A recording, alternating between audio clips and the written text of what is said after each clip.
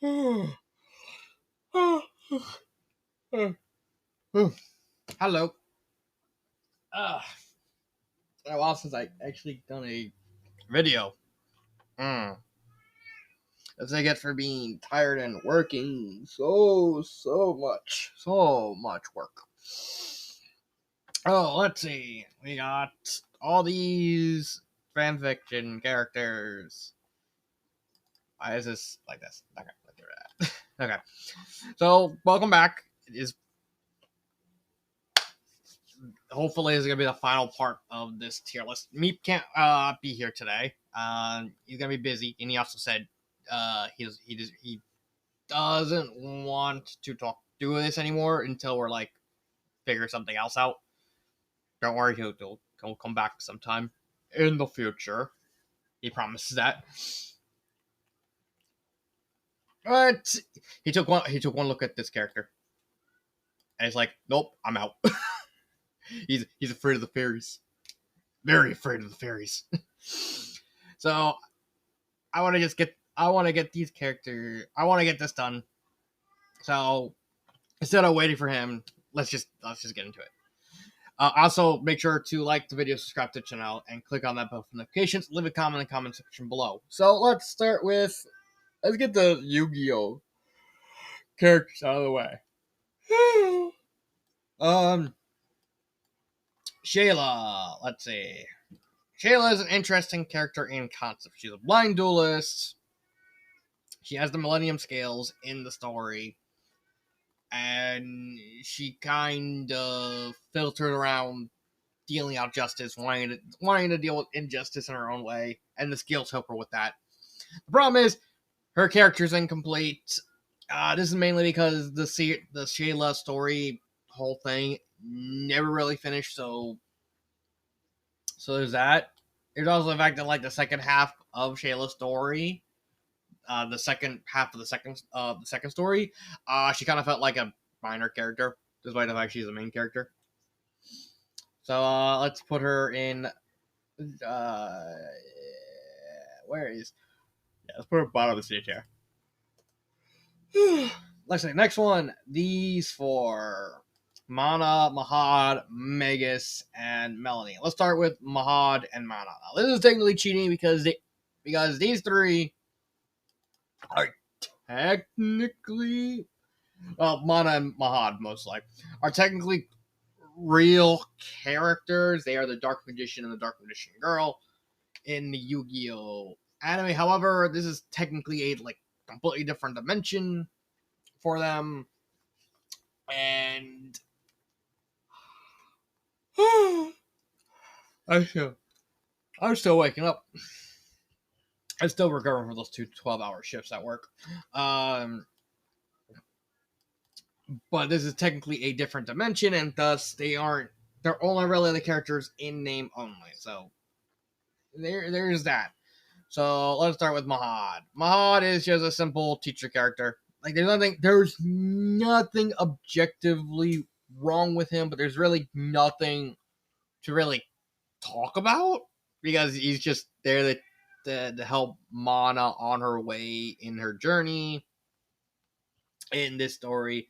Now normally I would talk more about them. Like Mana, honestly, Mana would be a B tier, Magus would be an A tier, Mahad would be a C tier, and Melanie would be a B tier as well, like right next to Mana. Problem is, I've just realized that this story, only I really have access to it because the author gave me the Google Docs to the story. So it kind of feels cheating to talk about these characters that people are not going to be able to read or anything, but just take my word. They are all good characters. Mahad is the weakest. Mana is a typical hero's journey. She goes from being the goofball apprentice of Mahad, and then she journeys through like this entire world to get stronger, and she eventually becomes a hero. Magus is the antagonist, but turns out not really. The neat thing about Magus is he's not actually a bad guy. His whole shtick was he realizes this greater evil. Sorry about that. I had a stupid cat meowing in my ear nonstop. It was getting annoying. Oh, was I? Oh yeah, Magus. So the thing with Magus is he's actually not a villain. He's more of a very morally gray character. His whole shtick was he turned evil, quotation marks on quotation marks, because he found out that this greater villain, Mazalanoth, who becomes the main villain in the second half of the fourth story, is actually coming, and none of his fellow Dark Magicians, like in the Dark Magician whole thing sector, actually believes him because it's like, oh, Mazalanoth is dead. He's been dead for years. He ain't coming back. And the other ones that do believe him, they're like, well, we'll deal with him when we deal with him, and they're like not preparing for a war. They're not coming to. They're not taking the threat of his. Not taking the threat of him seriously. So Magus stages this gigantic coup and murders a bunch of people and starts getting this gigantic war machine out, getting all these people, all these allies, specifically to prepare himself to fight Mazalanoth when he inevitably shows up. And he does inevitably show up once Mana and Magus basically beat the living daylights out of each other. They realize, oh, you weren't really that evil. It's like, he was still evil. He still did a lot of morally reprehensible stuff. Like, he still killed a bunch of people. And Magus like, yeah, I kill people. What of it? Like, it's not. It's like, I'd rather kill a couple of these dozen people than have Mazalanoth kill everyone. So, my only complaint about that is the fact it only is revealed at the midpoint of the fourth story. Like, Mazalanoth actually shows up in the third story, but Mazalanoth is like treated as like, oh, he's just the guy behind Magus. It's like, no, Magus did all this to get an army big enough to be able to fight and take out Mazalanoth, and then he'd be like, I'll just run the school again, run the school again, and that was it. But that would be my only complaint about him. And Melanie is supposed to be like, the best comparison I can use with Melanie is in the Yu-Gi-Oh! Anime manga, in Battle City, Yugi duels a guy named Arcana who uses a Dark Magician deck, but he's very disrespectful to the cards. And what Arcana does is he actually cheats. He actually cuts the card border of Dark Magician, so he always has a Dark Magician on the top of his deck.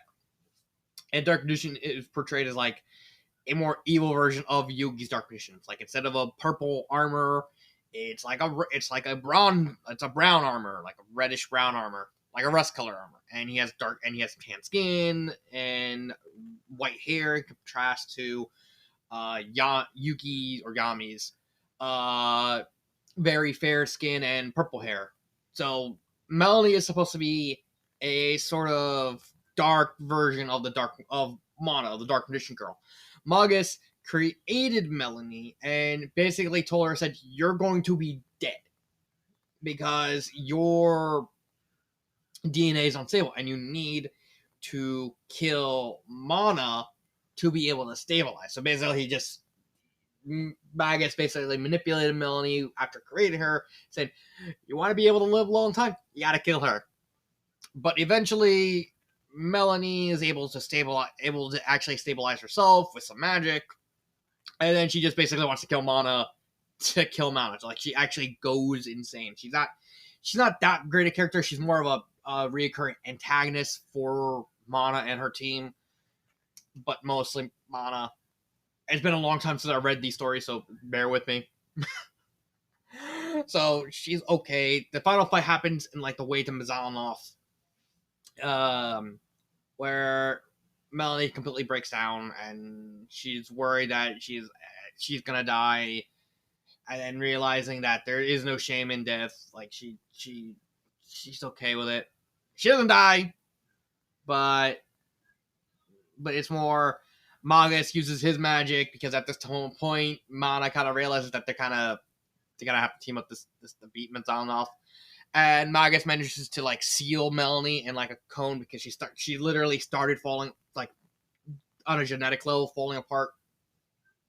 So that way she can stabilize some more. Oh, there's those. So let's see. Mahad can go right above Ember. Yeah, go above Ember. Mana can go somewhere around. Yeah, somewhere around here. Melanie can go near the bottom. Like I said, there's now. Now let's put Melanie right here. And Magus can go near the bottom of A tier. Bottom. Let's put him let's put him above Scott. There you go. Let's see. Next one. We have that's all the Yu-Gi-Oh! Characters. Let's go with Succubus from Pit's Treasure Chest. Oh boy. So anyone under the age of 18, don't read this story. Seriously, don't.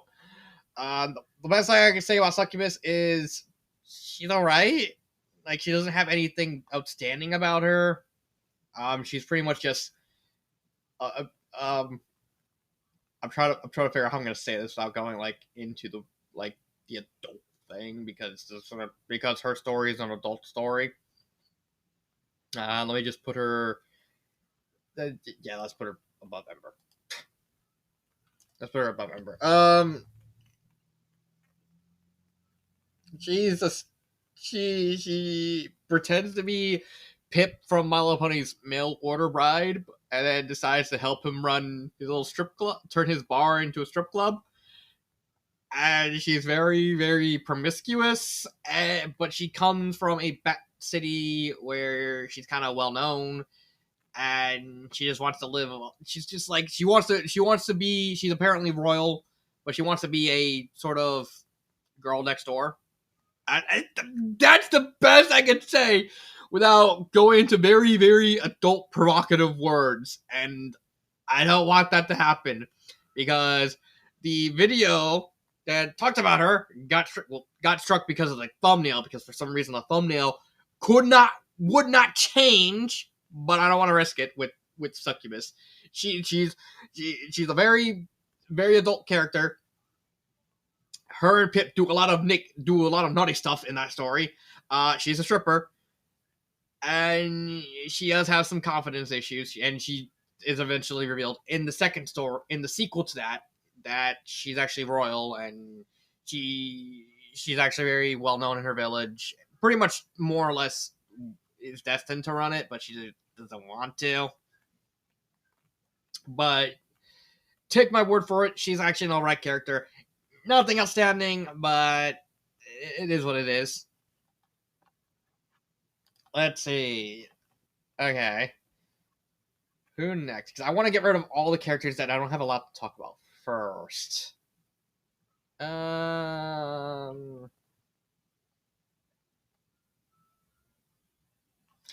Let's talk about the HPX. Yeah. Okay. So HPX is the main antagonist from the first Fusion of Destinies.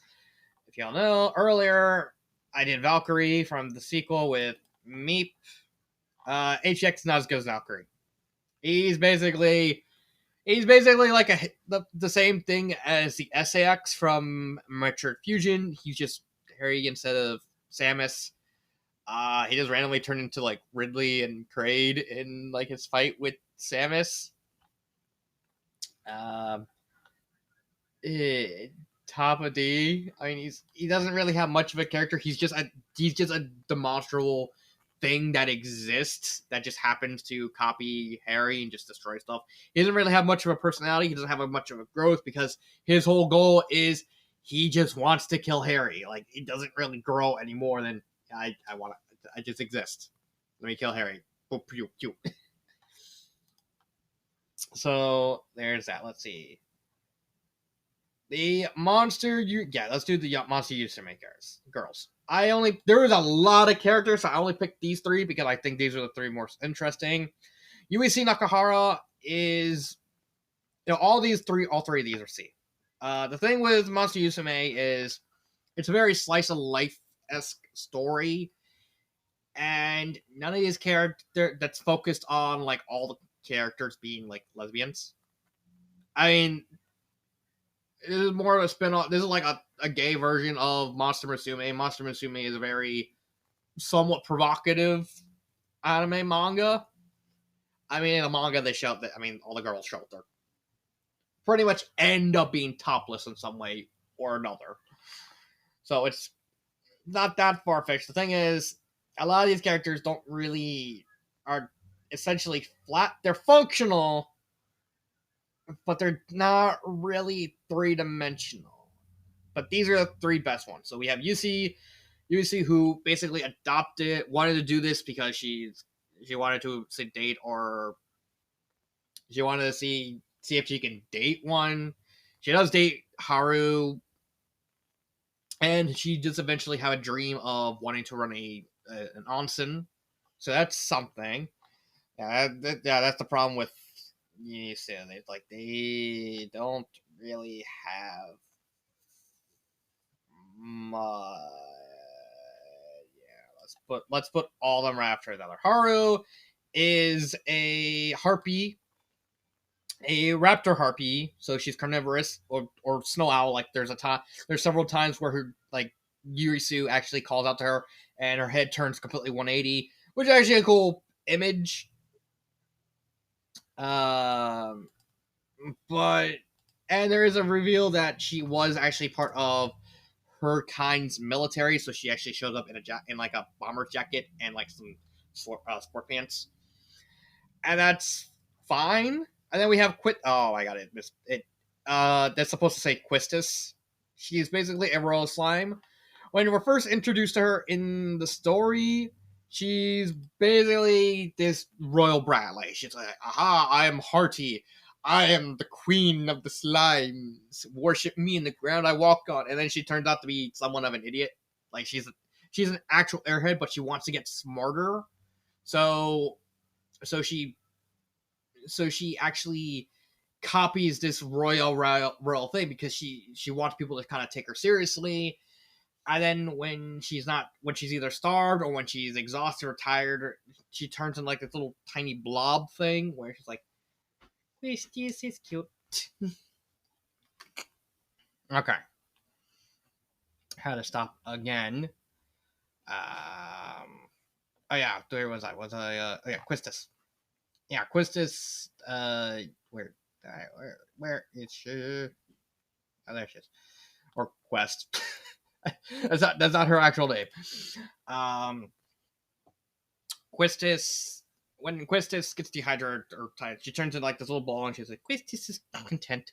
Quistis is sleepy. Cute." That's basically her two default modes. Like, she's either a slime that does a lot of slime things. So slime in Monster Musume is like very, very touchy. They very, very they have a lot of touchy things. The best comparison is Sue, and like her introduction is just like raping everyone because that's like what Sue does. Like, to the point where like in the manga they all agree it's like, we're not gonna go after him and do naughty stuff. It's like, why? Because the other person may be hiding a Sue. Sue be cute.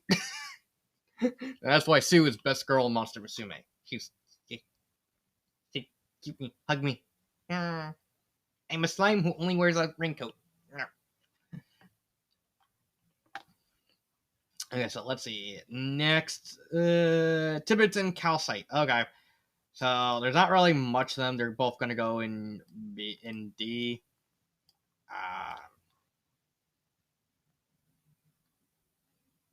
Yeah, let's put them here. There's not much to talk about with them.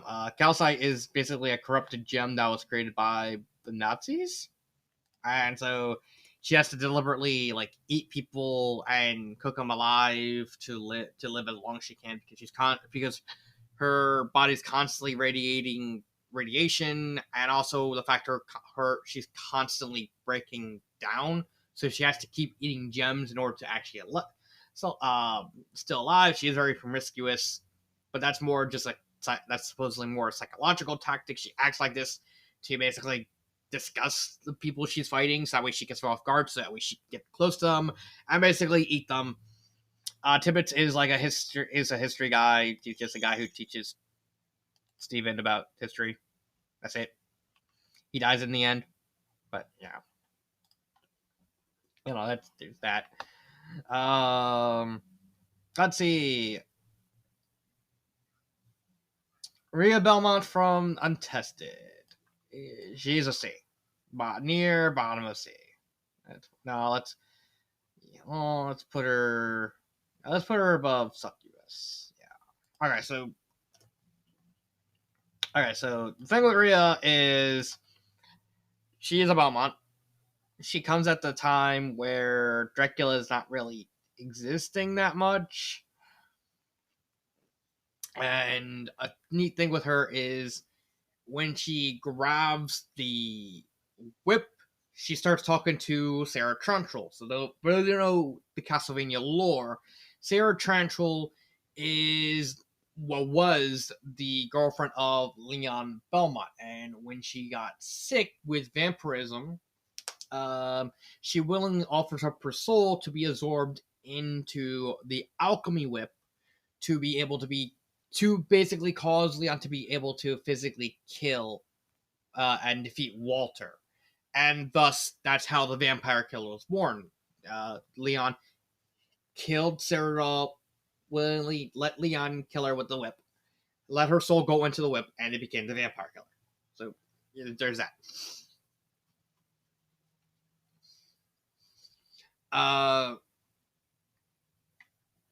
Sarah was actually kind of in like a stasis that only really female wielders can use, because in this story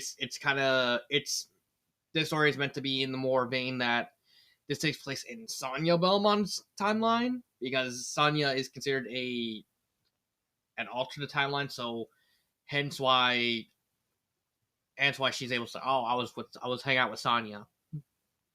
And now that was like hundreds of years ago, and I'm with you. Ria acts like a normal girl, but she has the weight of the Belmont name on her. Her mother knew about her mother wanted to hide that from her, but realized that it's about Belmont duty never ends. And she befriends Isaac from Curse of Darkness. It's such a weird thing talking about like Sonia's timeline. Like that's the weird thing. You don't know, because Sonia was originally supposed to be canon, and then Igarashi kind of took her out of canon because he realized that Sonia completely doesn't makes zero sense in the context of any of the lore. So he's like, oh, we gotta take that lore. We gotta make it not canon, man. He did do the same thing with Circle of the Moon. It's fine.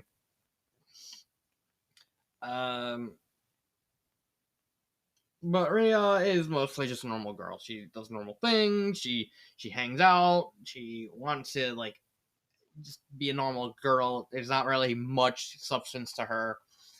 And the final three are going to be Gwynplaine, Shroud, and Maisie. Okay, so these three are from Paper Mario Temple of the Sun. They're all going in C. I'm going to put them. I'm going to put it right here.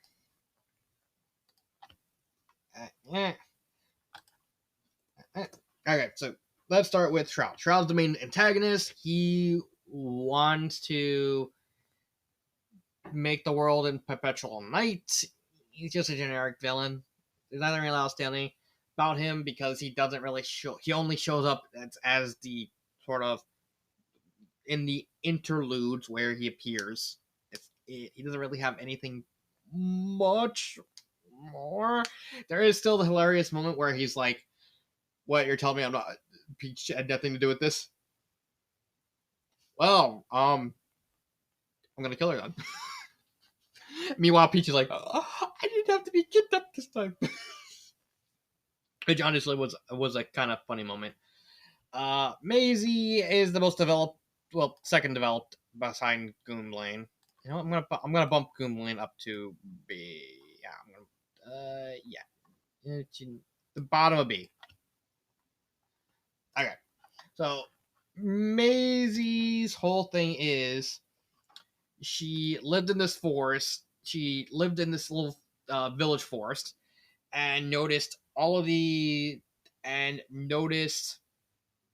this factory being built. And the factory was built by the mayor of of the village because he wanted the entire village to die or some other reason.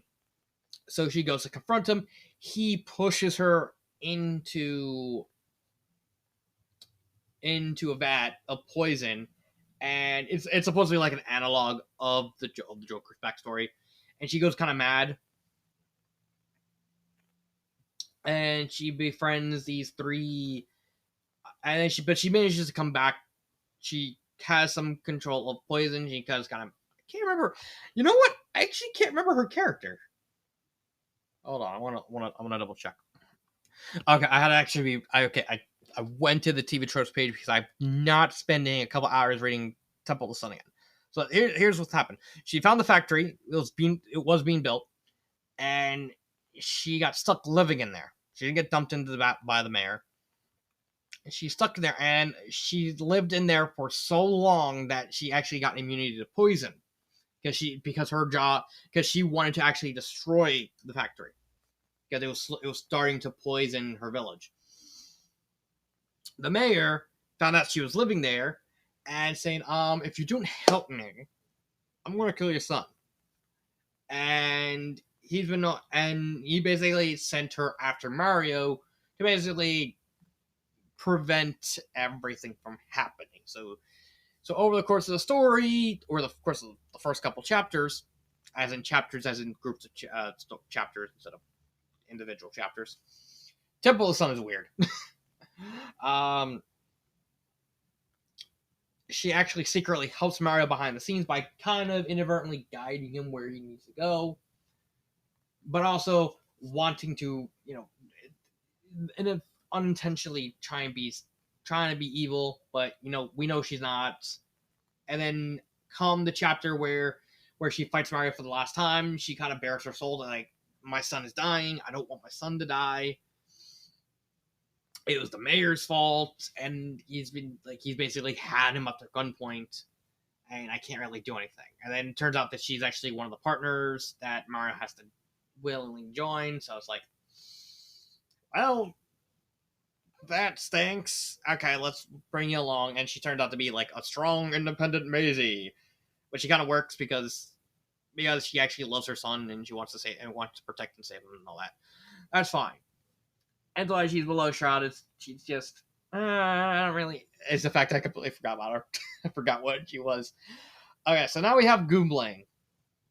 Goomblane is the Goomba of the Goomba equivalent, so like Goombario from the original Paper Mario and Goombella from Thousand Year Door. He's basically that role in this story. What bumps Goomblane above all the other original characters is the fact that he actually got a character arc. So we're first introduced to him. He's a thug. It's like he's like, we were introduced to him right at the beginning. He squares up to Mario's like, I'll steal your hammer. And he steals Mario's hammer and just runs around and just like, nah, this is mine. This is mine, man. And busts into the Temple of the Sun with Mario chasing him. Hence why Mario's able to actually be immune to all the events involving the Sun and Moon and all the flip because he had to change Goomblane. They leave. He gets arrested. It's like, and the cops are like, all right, as part of his belt, he got to go with you. And Mario and Goomba are like, what?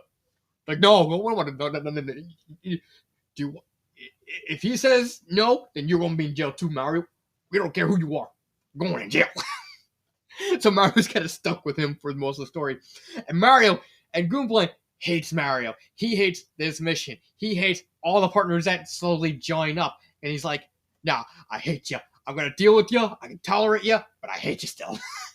And this kind of boils over in his chapter. That's right. He gets a chapter to himself where it's revealed that the reason he hated all this, he hated partner, he hated Mario, he hated this whole journey, is the fact that his parents were actually killed for religious zealotry. So basically, in Chronoside, a lot of stock is put into these gods, these time gods, to the point where Goomblain and his family, they actually immigrated from somewhere else. It's implied that they immigrated from Rooksport.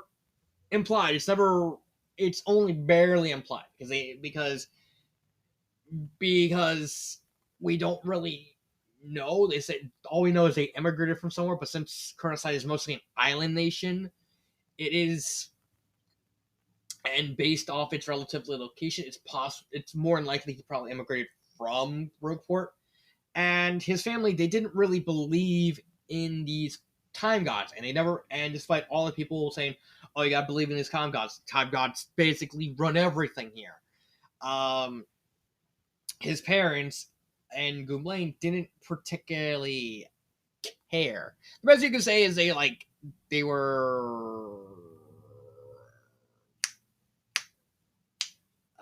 atheists. That's the word, atheists. And a lot of people in Chronoside did not like that, because if you actually read the story, like I said, a lot of stock is put into these gods, these the savior, the lords of day and the lords of the gods of night and the day, the 6 gods of each. And a couple of them went so far as to basically start harassing them, and then eventually a couple of them actually set fire to the house and barricaded the front door, basically killing Goomblain's parents. And Goomblain's kind of had a grudge against these gods and this whole religion and the entire island ever exists. Hence why he stole Mario's hammer, because he's trying to scrounge money and try and live his best the only way he's able to. And that was actually really well done, because it's been building up over the course of the story. It's like throughout the entire story, it's been very obvious that Goomblain is hiding something from everyone, and he has a very deep-seated hatred for the Masters of Night and Masters of Day, and also really don't like his partners because they're, for some unspecified reason, he hated the partners because they're the reincarnations of these people. They're supposed to take their place, and he hates the journey because he hates their end result. These guys are going to come back, and they've got to be persecuted some more. He only stuck around with Mario and his partners because he knew, even though he really hates these guys, he knows that at the end of the day, this is still the right thing to do, showing that he still has that heart of gold, that quest to want to help these people, even though he absolutely despises all of it, which inevitably leads to the reveal that he's actually the person that Shao should have kidnapped him instead of Peach, which I admit was a nice twist.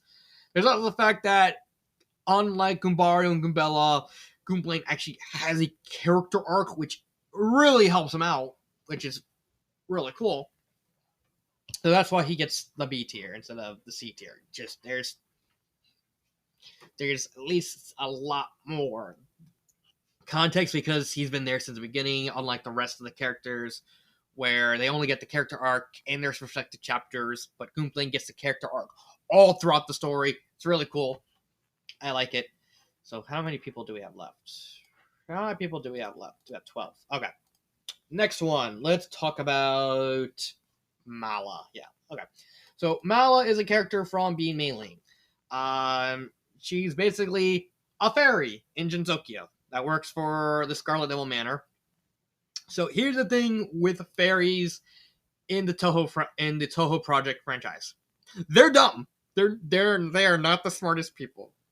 I think the smartest fairy is Cerno, and no, the three fairies are light, and that's not really saying much because they had like the intelligence of like grade school kids. The fairies in Jinsokyo or in Toho are just dumb. So we're first introduced to Mala in the chapter where the main character Mei-Ling and the other main character Sakuya decides to switch jobs. So basically, they do the whole, "Oh, my job is harder than yours," and so they switch jobs, including switching uniforms. Like, I want to see Sakuya in a Kipao, but also Mei-Ling in a maid uniform. And we get a hilarious one at the beginning of the chapter where Sakuya's like, "Oh, this is not going to be hard. I just got to wait in front of the gate," and then Mei-Ling opens the door and it's pouring, and she's like,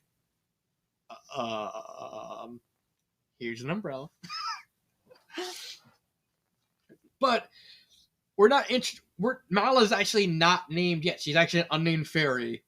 That starts when Mei-Ling is like starting to cook. It goes in the kitchen, sees an entirely gigantic mess in the kitchen, and two fairies, one of them being Mala, being, "We heard that you're gonna take Sakuya's place, so we wanted to help." Meanwhile, Mala like sets the stove on fire. Yeah, that is Mala's defining trait. She sets stuff on fire. She's adorable. And throughout this entire sequence, Mala keeps setting things on fire. So she sets a stove on fire. She sets a couch on fire. I think she sets one other thing on fire. And she goes, why are you setting us on fire? It's like, "So I can roast marshmallows." And it's so cute. And so he's like, "Well, okay, you gotta punish him." It's like, "How do I punish him?" It's like, just put him in the quiet room. I have like a tiny little room with nothing to do. Give her like 3 minutes and she'll be like begging to come out. Because in this series, fairies are hypersensitive. So not them having nothing to do is actually causes them to go insane. And she lets that Mala is let out. And they live happily, and then happily ever after. It's like, oh, what? She only appears in that. No, she actually becomes a somewhat recurring character, because in the next chapter where Mei-Ling has to confront Aya about her obsession with Cerno, another fairy, and the fact that everyone keeps calling her pedo on that, which is technically true, despite the fact Cerno is canonically over 60 years old. It makes sense in context. Mei-Ling is actually reading a paper saying that, well, a little fairy set a forest on fire. I guess you set it on fire. Mala! and Mala is stopped by Cerno. And apparently they asked the fairy, it's like, "Why did you set the forest on fire?" It's like, "I just want to roast marshmallows." And that's actually the last we see of her for a bit. Here's the thing. Here's when she gets named. When Mei-Ling goes to visit Mala. Basically, the fairies call her Mala. It's like, well, we want to give this letter to our friend. So Mei-Ling goes like, "I'll give it the letter to her." And they go to her. And then we see just a very creepy thing where, because of Yuka, another Toho character, Mala placed all the trees in like a very, very symmetrical position, like not natural at all. And Mei-Ling is understandably creeped out. Like, this doesn't look like a forest, because all the trees are plucked somewhat a certain distance in hand, and has 3 rocks at the roots. And Mei-Ling's like completely freaked. It's like, this is not natural. Like, what is this? I don't know what this is. What am I looking at? And she finds Mala, and Mala's acting like a robot. Like, she's very mechanical. She drinks rocks and yummy, and doesn't even like emote. Like, she's broken, and she only gets back to normal when Mei-Ling gives her the letters, and like promises to bring her back home. And she's like, and Mala's like, "Hug." It's like, "Can you just stop firing?" It's like, setting stuff on fire. She's like, "I can't help it. I get it's like a compulsion to set stuff on fire." So basically, and then Mei-Ling gives her a name, Mala, to basically, short for marshmallow, because that seems to be her favorite food. The reason why she sets stuff on fire is not so much that she's a pyromaniac. It's more Jinsokyo. Certain fairies have certain abilities. They're basically like an elemental fairy, like take Cerno. She's an ice fairy, so she has ice powers. Mala is what's called a forest fire fairy in the story, where her compulsion to set stuff on fire is more a compulse to basically reset everything. So like people in life, in nature, forests sometimes get set on fire because to clear up some of the trees and to basically burn everything down to let everything regrow again. So some trees will actually need to be burned in order for new trees to take root and grow and become strong again. And that's basically what Mala is doing. She's basically setting stuff on fire because in her impulses that she wants stuff to be reborn and be renewed. And she doesn't know how to control this because she's never really been able to properly control her impulses because she's part of the Scarlet Devil Manor, which means she's not acting the way she's supposed to, and so she doesn't have the outlet to do the things she wants to.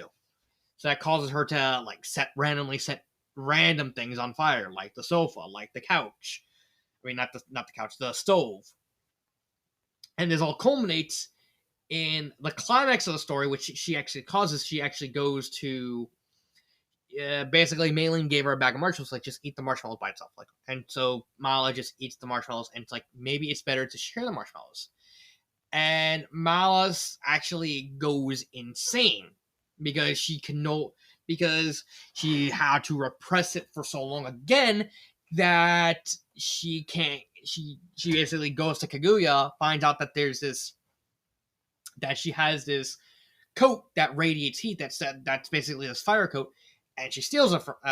Can't remember if she steals it or she buys it from Kaguya, and she wears it, and she starts a massive forest fire because she just because she just wants everyone to love the marshmallows. Like, with this big fire, we can roast all the marshmallows, and I can share them. I can give them to you. It's like everyone will love marshmallows, and at this point, Maylene realizes that she's gone off the deep end. And we get the very other disturbing image of underneath Mala's coat, she's all her skin is falling off and showing bone. So Mala's already dead. The only reason she's still alive is that the coat has bonded to her skin and is basically keeping her from dying and respawning. And Mala and the only reason Maylene is able to stop Mala was mainly pretend to be dead. Like, she faked dead, and that caused Mala to go through a shock to realize that she killed someone, and she never really wanted to use her powers. Like, she couldn't control it anymore. And then Maylene, wakes up and says, and basically convinces her to take off the jacket. And so what Mala does is she takes off the jacket. Half of her is literally boned, except for her head and neck and her hands, which are the only parts that were in the coat. And then she dies. And then she respawns. Like in lore, fairies respawn in Jinsokyo. Like, they die and then instantly revive. So she's okay. But she's still going through shock, and she realizes that she took it way too far. And then we find out that she literally couldn't control herself. Like, she just had some impulse to set things on fire, and that's how we found out that she was a forest fire fairy. And they try and find some way to help her work through her issues by giving her another outlet to be able to control herself. So that way she can set stuff on fire in ways that beneficiate the forest and help and basically do her job. Because in this story, if you don't at least use your powers every once in a while, you go insane. Yeah. And the reason I wanted to include her is she's important enough that she is technically the whole reason why the climax happens, and she also plays a big part in Flandre's character arc, because she's because of the climax that kind of wraps up Flandre's character in a nice neat bow. And but on her own, she's not really that developed a character because she just doesn't show up enough. I will put her near the top of. Yeah, I'll put her right here. Right here. She's good for what she is. She's a minor character that kind of became something more, and we got a lot of development for such a minor character. So I put her right there. So let's see. 11 characters left. Let's see how much time do I have. 45. Damn. Next character. Let's do Archibald. Let's see. Archibald is the main antagonist of Megami no Hanabira. He's basically this religious figure who basically so supposedly in Megami no in Shin Megami Tensei series, God is not really a good guy. He's basically a very, very duplicitous, controlling guy who wants everything controlled in like a certain way, and he doesn't like in like a very rigid sort of way. And so he convinced Archibald to create this demon outbreak, specifically to give enough reason to defeat Satan, who's kind of a good guy. Satan's not exactly the good, not exactly a good guy in the story either. He's more like evil versus evil, but like you'd rather take Satan because he's like, well, if you let me win, you'll get free will, you get to do whatever you want. And unlike God, who's like, you do this and you only do this, and then you die, and you do it all over again. So it's more just like the devil you do, the devil you know over the devil you don't, sort of deal. It turns out he wants to get young again. He was gifted the archangels by Yahweh. That's what God is called in the story. To basically can do all this. He's not exactly the most fleshed out villain, mainly because it's kind of obvious he's a villain. He doesn't really get a lot of screen time until like the last 2 chapters. He doesn't really become a prominent part of the story. He's mostly just he shows up, talks, leaves, shows up, talks, leaves. So he doesn't really have much of a impact until that point. But once he actually shows up, he makes the impact. Hell, he is the final fight against the main characters, the girls, and him take up pretty much most of the final story because you have him sending some of his acolytes, and then they fight Michael, and then they fight him, and then Metatron shows up with like 2 other with Sariel and something else, and they fight him, and then Archibald actually takes over Metatron, and now they have to fight him and the angels. So it's like it's a really, really complicated fight. It's actually a really well written fight because it doesn't really drag on, and there's always twists and turns to the fight. He's a religious zealot. He's somewhat okay villain. Not really much to say with him. So yeah. So I put him in the top of. I actually think he'd be top C. I think no. I'll put him in B. Yeah, put him in B. I'll put him above Bob. What about Bob? There you go, Bob. Let's do one more character. So I think this is like 11. No, that's 10. I'll do these 10 last. I'll see you then.